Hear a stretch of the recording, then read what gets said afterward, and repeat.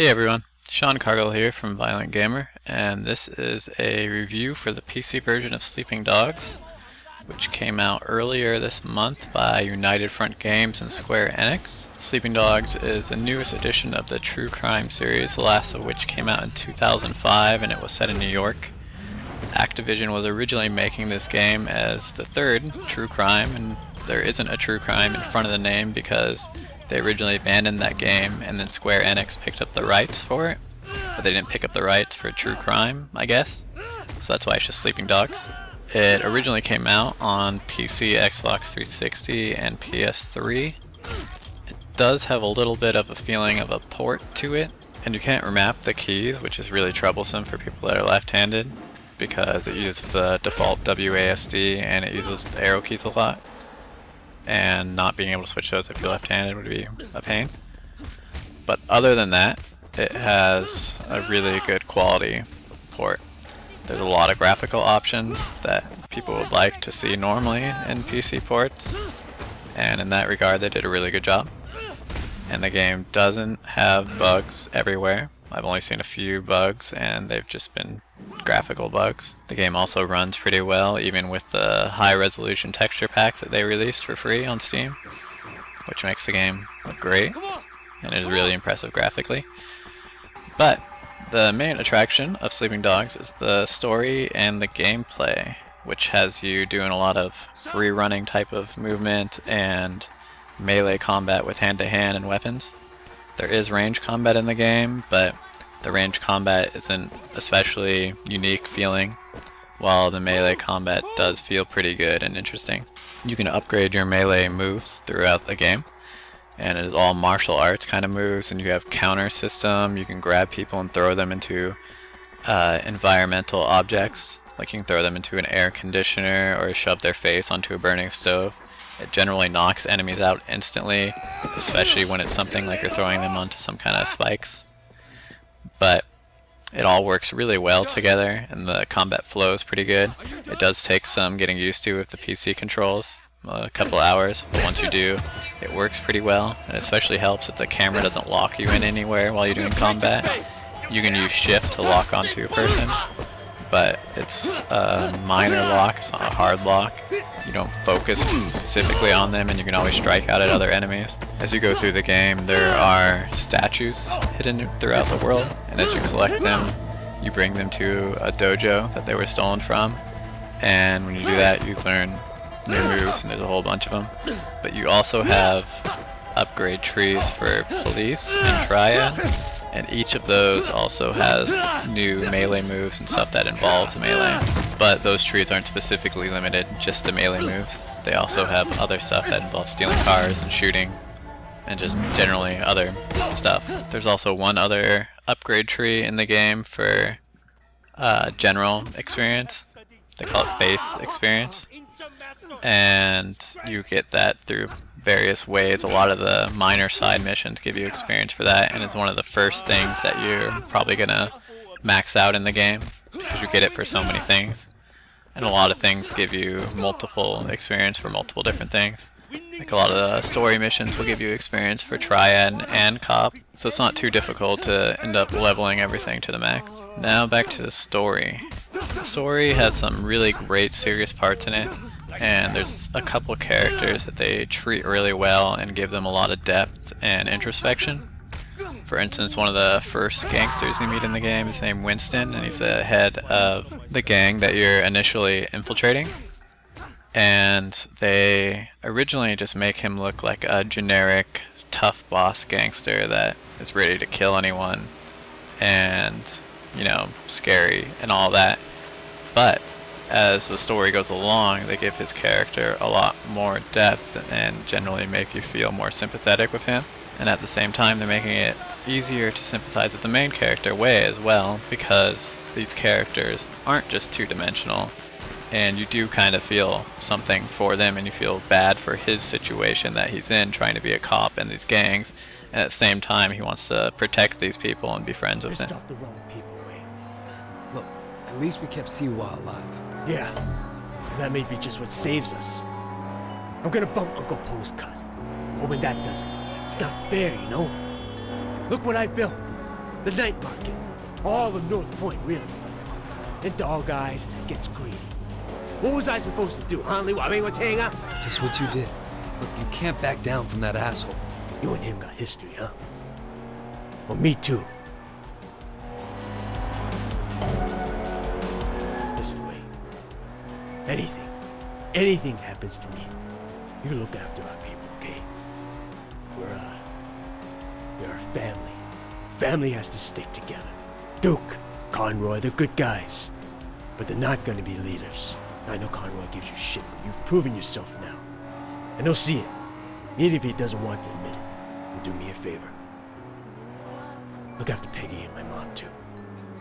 This can be rough business. But one thing we got going for us is each other. Brothers, you know. I know people use that word a lot. But it means something to me. And it should to you, too.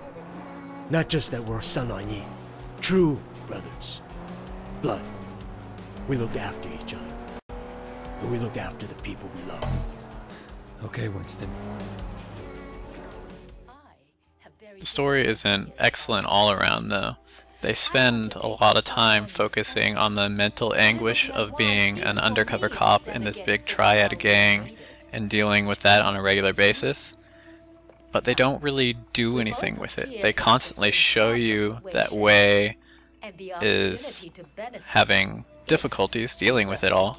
But then at the end, they kind of just push it away and make it seem like it doesn't really matter. For instance, in the beginning, they spend a lot of time focusing on murder and how the gang wants Wei to murder someone in order to make sure he's not a cop. And they make it seem like it's going to be a big thing throughout the game. But you murder people all the time in the game. Side missions, just fighting in the streets.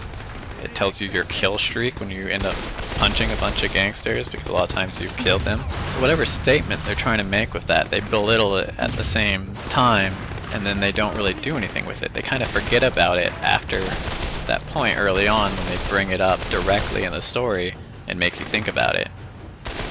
Because by the end of the game, you've murdered a lot of people, and then at the end, they don't seem to care that you've murdered a lot of people. It's not an issue anymore.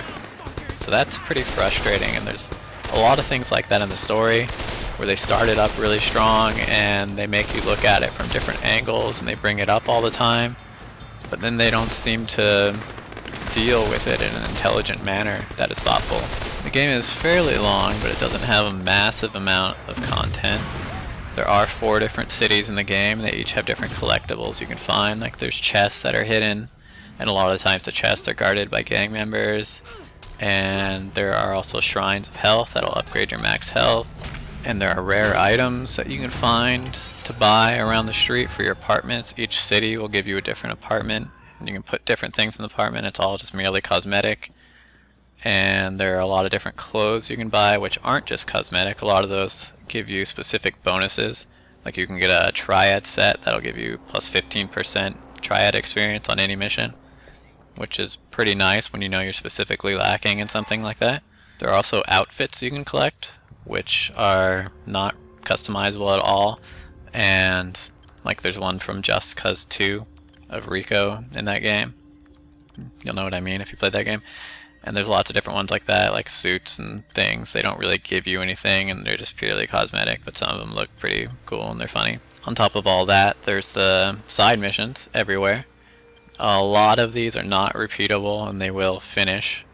I beat the game at about 21 hours, and I had finished all the side missions, and the only thing I had left to collect was a couple of the containers around the map, the chests, and I wasn't maxed out in one of my experience bars, and I didn't have all the clothing and cars in the game. So there's a lot, but at most you'll probably get around 30 hours of it if you're trying to go for 100%. By the end of the game you have items that let you see all the collectibles on the map, so they're pretty easy to find as long as you can get near them on the mini-map, because you don't have a huge range that it shows them. The side missions are very plentiful, and it does feel a little overwhelming at times, especially when you have racing options, drug busts, favors for people, and then your main missions at the same time. And then there's 2 repeatable side missions in the game, which don't really give you much other than a small amount of experience and money. But the game is pretty generous with money, so that's not a problem too much. And there are trucks you can rob that are driving around the city, and it's a lot of stuff like that. There's a lot to do, and that's great. But all the side missions and open world stuff isn't all that new to any game. It's the same as something you would see in Saints Row or GTA. Although Saints Row does have a massive amount of side missions. So the last thing I haven't really addressed is range combat, which is very stylized, and it is exactly like you would expect to see in a movie counterpart of this kind of thing, where you can jump over walls and go into slow motion and shoot a bunch of bullets at slow time.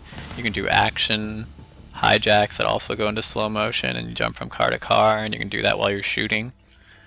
There's a lot of stuff like that. You can shoot tires, and cars will go into slow motion as they flip through the air really dramatically and unrealistically. So yeah, that's not very realistic, and combat's not very realistic, but it's fun and really enjoyable and well done. There aren't any really problems with the range combat other than it doesn't feel all that new, especially when there's lots of games like Max Payne that are doing bullet time slow motion shooting a lot. Even though the game's story is realistic at times, the game is generally very unrealistic, especially when you look at stuff like you're supposed to be rising up in this big gang, and when you're fighting other gangs, you're usually doing it by yourself. And you'll kill like 20 people by yourself. And it's where's the other gang? And they never go into any aspects of making money, and sometimes you're working against them as an undercover cop, and they never bring that back up, that you might be hurting their business and they're wondering why their business is getting worse. They don't ever address anything like that, even though you're obviously damaging it at times. Also parts where Wei Shen gets incredibly injured to the point where you think he's dead. There's 3 specific times I can think of when it's just really, really unrealistic that he's alive at all and moving at all. And a lot of times they take him from almost dead to magically regenerating and chasing after people and fighting like normal. So that's a bit of a stretch, but the whole game has a stylistic, unrealistic feel to it other than the story at times. So it works pretty good together. I wish it was a little more consistent, but it's okay. In the end, Sleeping Dogs is a good game. It's not excellent, but it has some really good qualities to it. Combat feels very good, for instance. The story generally feels really good. And the world, the whole open world aspect of it is well done. The graphics are well done, it looks gorgeous. And it is fairly easy to recommend if you like GTA style games. But you should want to play it only if you want more of a story oriented type of game, because it pulls you along with the story. You don't start out with all the side missions unlocked, they unlock as you go through the story. Eventually everything is unlocked all over the whole map, but that's not till pretty close to the end of the story. It is unfortunately fairly expensive, 60-50 bucks, but if you're getting it on PC, it's on sale pretty often. I personally picked it up for $35 from Green Man Gaming as a pre-order sale, and I'm sure it'll be on sale at Steam at some point. If you're on console, it's probably going to be way more difficult to get it on sale, but you always have the use option. Thanks for checking out the review, and if you have any questions about the game, feel free to ask. I'm always checking our channel and answering things, and I'm also working on a written review of the game right now, but that's probably going to be fairly similar to this. Regardless, thanks for watching, and I appreciate it. We'll have the fucking election, but I'm warning you here and now. Making anyone other than me the chairman will be disastrous for Sun On Yee. Everyone has a vote. Our tradition allows... What's the tradition? Ricky!